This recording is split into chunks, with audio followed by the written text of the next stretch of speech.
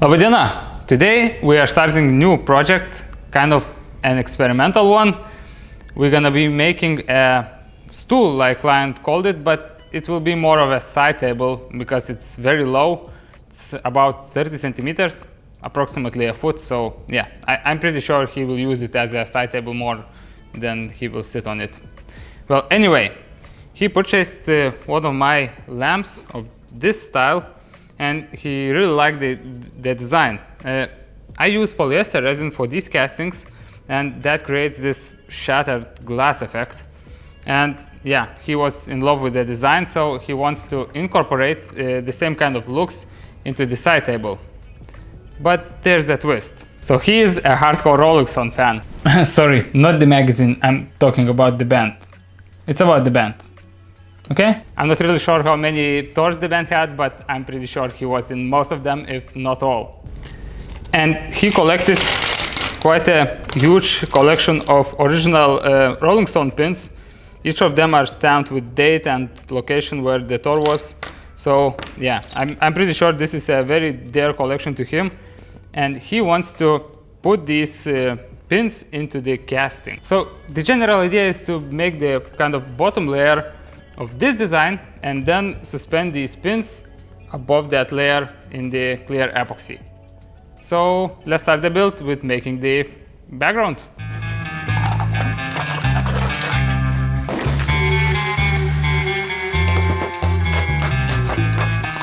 Well, I'm not gonna be using this one. I should make a clock for my workshop sometime. All I need is a clean bucket.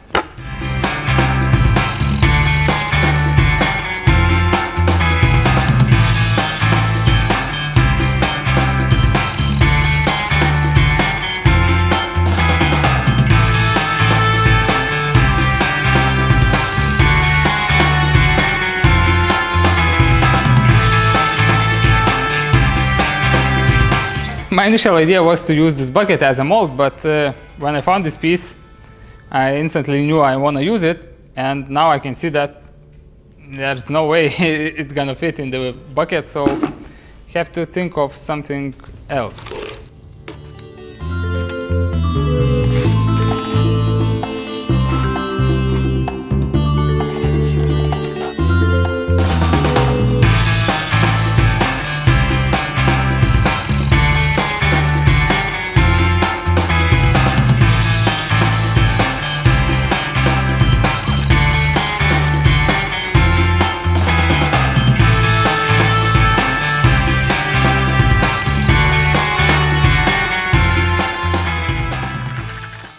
You can call me a coward, but I didn't want to cut the bucket on the bandsaw a second time, because when I was cutting it, it felt like the bucket could explode at any second.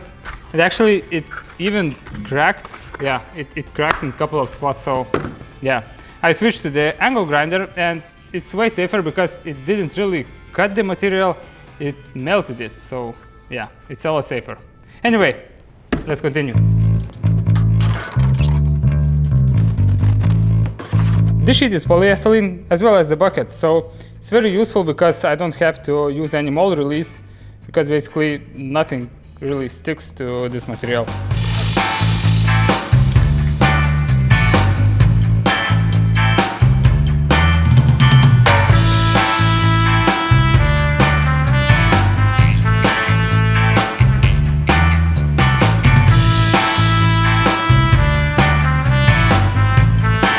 The main reason I wanted to start with a bucket so I could skip using the silicone, because now I have to wait for the silicone to cure, which will take up to a day.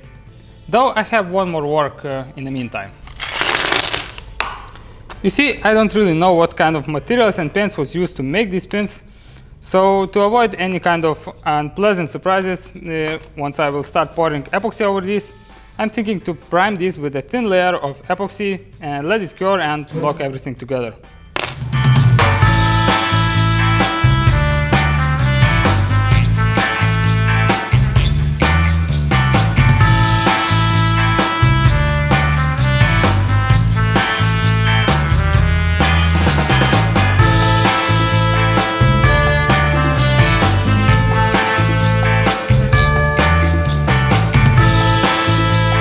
I lifted the pins from the table so these wouldn't stick to the epoxy puddles. Now I'm thinking maybe I should pour a very shallow layer on the very bottom so it would seal the bottom completely and I wouldn't have to worry about leaking anymore. So I might just do that.